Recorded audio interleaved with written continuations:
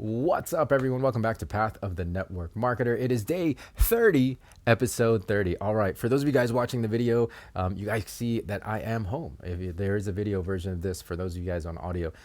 I think I've let you guys know in the last couple of episodes that I was on the road, but I'm back now after a week of travel. So I'm happy to be able to record for you guys in a controlled environment. So thank you for putting up with maybe subpar recording quality in the last couple of episodes. Also, yesterday's episode was definitely very much a rant. It was a rant episode. Okay, so by the way, for those of you who are brand new to the show, I'm talking about yesterday's episode because we do have a new show that gets released every day. So if you're not already following or subscribed, you can check out the existing library. It's 30 episodes so far, and see whether or not you like it. And then if you do, follow and subscribe. It'll really help us out. And of course, YouTube, Facebook, subscribe and follow. Right. So anyways, yeah, yesterday was a little bit of a rant because, I want you guys, as you grow into your leadership, right? Like leadership is an important aspect of network marketing, because you're going to grow your teams and your teams will obviously look to you as a leader. And so with that position, it comes with a lot of responsibility. So I want to make sure that you guys don't take that lightly, and really be aware that people look to us for guidance and support, and for help to help them get closer, at least one step closer to their dreams and goals. And I don't take that responsibility lightly. So make sure that whatever you're asking of people, you ask yourself the question: is this 100% going to help them get closer to their goals? And if the answer isn't a resounding yes, then you really got to question what it is that you're asking of them, right? So again, don't take leadership responsibility lightly. Okay, anyways, moving on. I did want to get back to social media content because that was originally what yesterday's show was going to be about. But I had to do the rant and get that off my chest. Anyways, social media. All right. So I have a friend who is an influencer, connected with him on Instagram. Been following him actually for about 2 years, but I finally reached out to him in midsummer. It was like late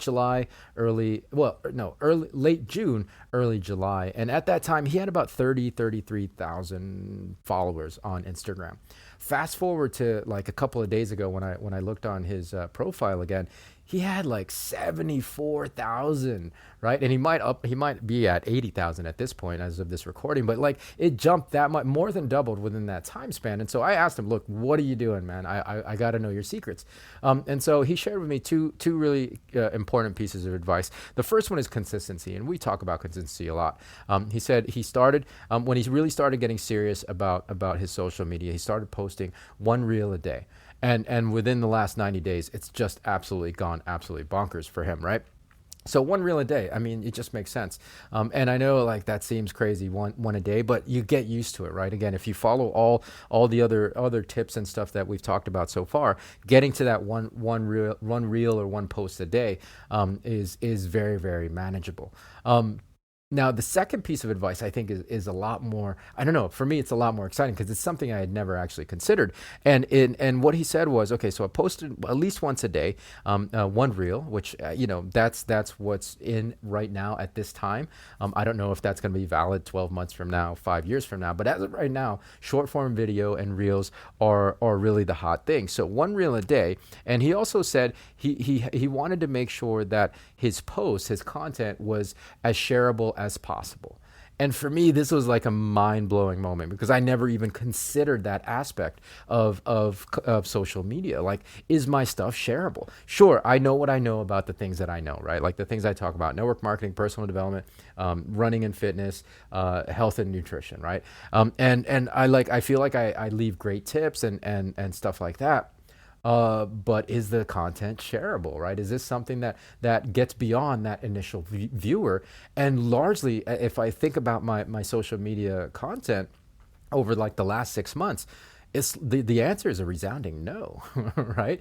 So just to think about this new level, thinking about my social media strategy and the content that I'm publishing from this different angle really has just kind of revolutionized how like just my mindset around social media. So like I'm excited to implement this stuff. So if you guys already are on that, and let me know if it's helpful for you. you, and if it's made a huge difference, which I don't see why it wouldn't.